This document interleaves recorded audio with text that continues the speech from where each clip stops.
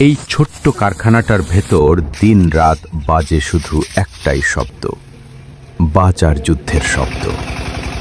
ভোরের আলো ওঠার আগেই শ্রমিকরা এসে দাঁড়ায় আগুনের মুখে।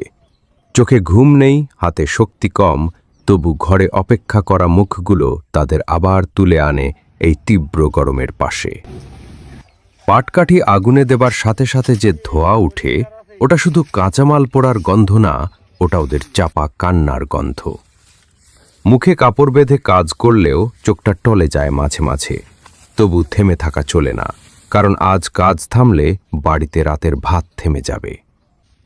পোড়া পাটকাঠি গুঁড়ো হয়ে যখন কালির রং নেয়, সে রংটা আসলে ওদের রক্ত, ঘাম, স্বপ্নের মিশ্রণ।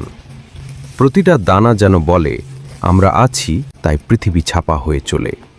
তারপর বারবার ছেঁকে বারবার মিশিয়ে যে কালি তৈরি হয়, সে কালিতে লিখে যায়, কেউ চাকরি পায়, কেউ নিজের জীবনের গল্প সাজায়, কেউ কেউ সফলতার সনদ হাতে পায়।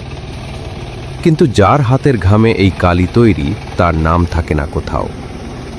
দিনের শেষে শ্রমিকরা যখন ধুলোমাখা জামা পরে বাড়ি ফেরে, তাদের আনন্দ খুব ছোট্ট।